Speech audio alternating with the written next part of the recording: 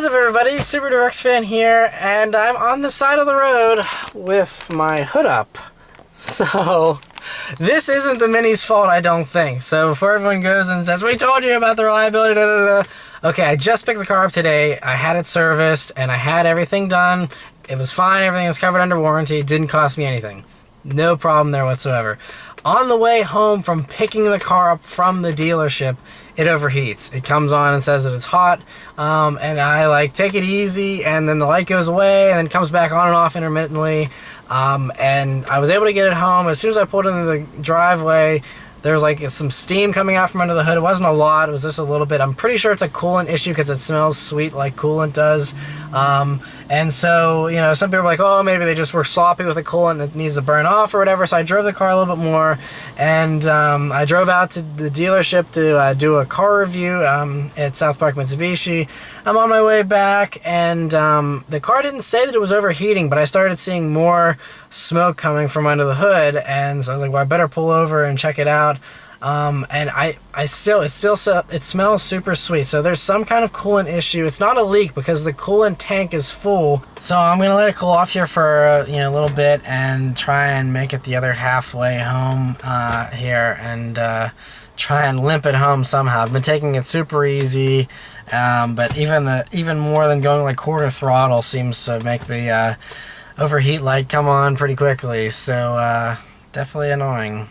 So that was filmed live on Saturday whenever I was having the issues, and I had to pull over for that first time whenever I started seeing some smoke, and I didn't yet see a check engine light, or I didn't see any kind of overheating light. So I just waited till the smoke went away, cooled down for about 20 or 30 minutes, and then I set out again, and it was going okay for a while.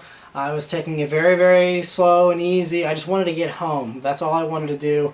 So I had about another 15 minutes or 20 minutes to go before I got home. So I kept driving down the road and was going and going, and I was about 10 minutes from home, and then it started smoking. And it started smoking more. And I'm like, holy crap, and there's nowhere to pull over because this stretch of road, if you stop, you're causing a huge traffic jam, basically. So I was like, all right, I gotta just drive like this next mile until I can get to a pullover spot, and then I'll be good. So the car's smoking and smoking. I have my hazards on at this point. I'm just going slow and just trying to just keep it going. I was actually worried that it would possibly catch on fire or something. I didn't know what was going on. I mean, it just looked bad. There was lots and lots of smoke or whatever. So I pulled over as soon as I possibly could, got out of the car and started filming again, and this is what it looked like.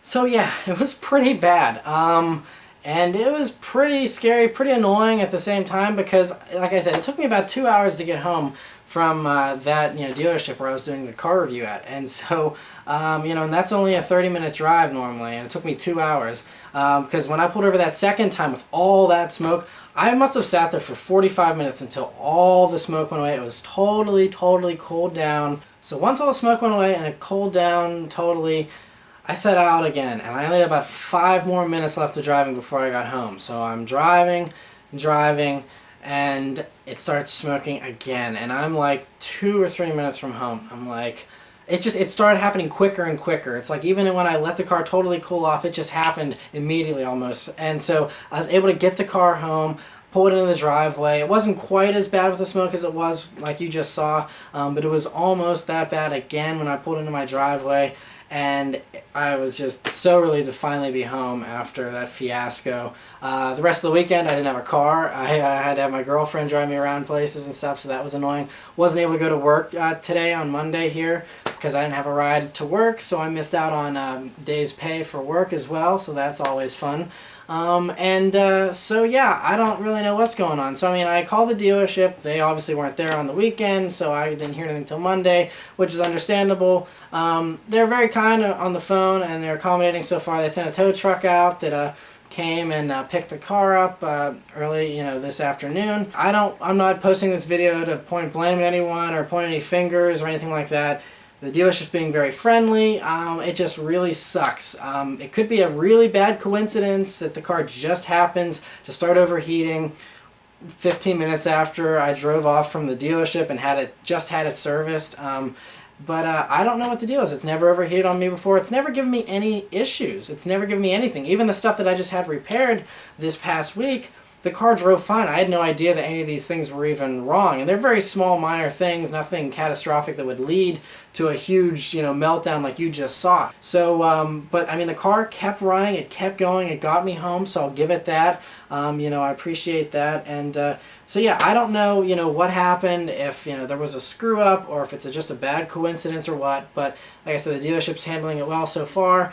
Keep our fingers crossed that, everything works out. And so, yeah, I'll try and keep you guys posted here as best I can. Alright, so last update. I keep adding to this video, but I finally figured out what it was. So the dealership called me, and they said the thermostat housing was leaking, and that's why it overheated and everything. I'm not sure how it started leaking. I think the housing was cracked or something, they said. I'm not sure how that happened. Again, if it's, something that happened at the dealership or just a coincidence or something that happened before and just got worse, or I don't understand. I don't know, but it explains, everything makes sense as to why the car is acting the way it was. That makes total sense. So they'll fix it and it'll be good to go hopefully by the time I get back. So it's good to have an answer finally and know what's going on. And it's all covered under warranty anyway, so it's taken care of. So like I said, I don't care, how it happened, just as long as it's fixed, I'm happy. So anyway, hopefully better days for the Mini here soon, and this will be the last of my issues, at least for a long time, hopefully. So once again, thanks for watching, guys, and I'll see you next time. Take care.